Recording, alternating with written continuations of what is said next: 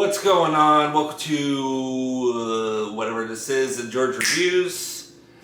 And this is just an instant reaction. I'm not going to have time to do a proper review of the episode until later in the week. I'm going out of town in a few hours. So literally just wanted to shit out this video and just kind of talk about my basic thoughts and feelings about this latest episode of Better Call Saul. The new episode we've been waiting 6 weeks for, Point and Shoot, is now out, and it was fucking amazing. It was fucking intense. It was fucking crazy. I had such a really good time with it. It was just such an amazing endeavor of an episode. Directed by Vince Gilligan, the man himself. He definitely has topped himself with this one as far as the different episodes he's directed. Of course, last season he did Bagman, which was a really epic episode, but this one was one for the money for sure. Just everything, the teaser, Howard. It's so incredibly fucked up what they've done to Howard. It was just really sad. I thought it was just really sad how they put him in the fridge. Also, spoilers. Spoiler warning. I want to be talking a little bit spoilers and whatever this video is. But the teaser. They put Howard's car by the beach. They got his shoes, his wedding ring, his wallet, and everything.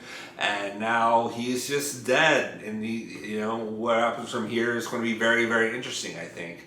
But Howard's gone, and we knew that, of course, 6 weeks ago. But it's just really hitting me in this episode. It was so beautifully shot. The cinematography was on point as usual. The close-ups of Howard's body at the beginning with the blood and everything, that was just really amazingly done.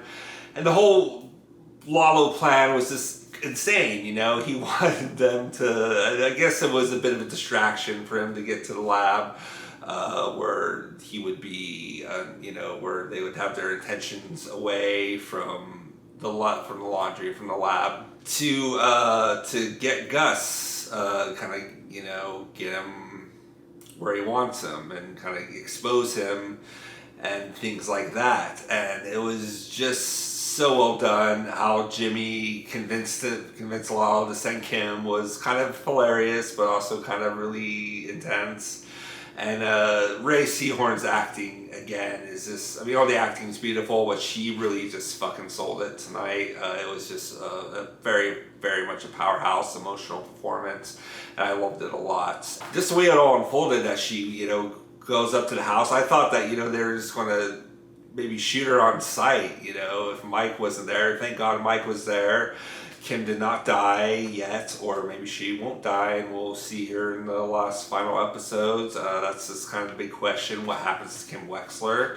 And that's something that I'm very afraid of knowing and wanting to know at the same time. It's very again, in my previous video where I talk about I don't want Better Call Saul to end. I'm not ready for it, but here we are, and it's going to happen. It's going to be just insane. This whole episode was just really intense. I loved how they kind of set up from episode 5, Black and Blue, where Gus kind of set up the gun in the, not the tractor, but the tractor thing, in the wheel there, and he was kind of counting his steps of how long it would take for him to cut the power and get to the gun, and they set that up. They played it off. It was a really great payoff.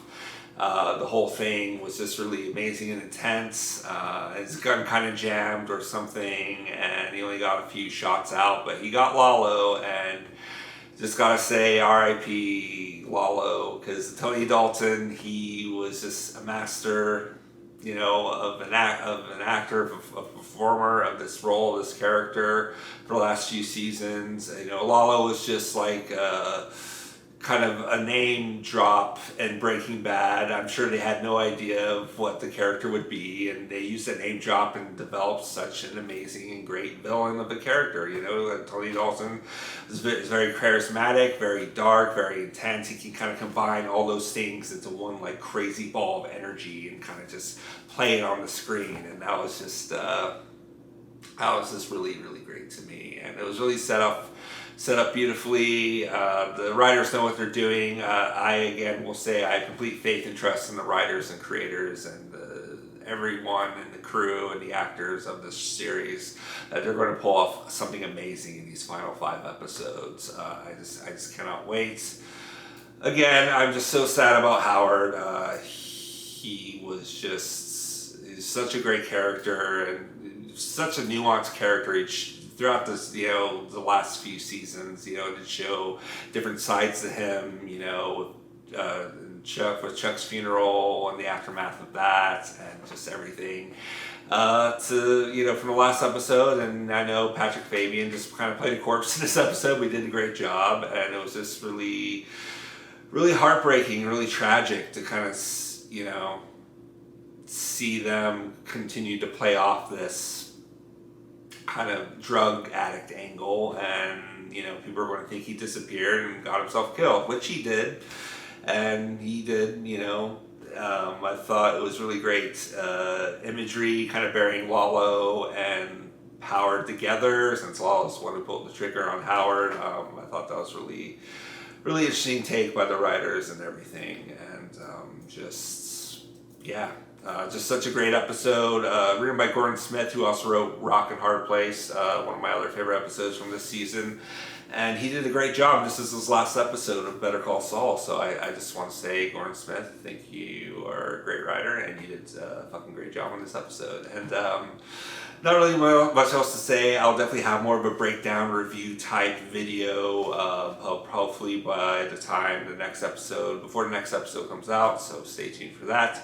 I would appreciate you checking out this video. Please like and subscribe if you'd be so kind. My name is George Ray. Please remember to stay calm, stay cool, keep chill, embrace great cinema, embrace Better Call Saul. I'll see you on the next video. Until then, peace out. Ugh.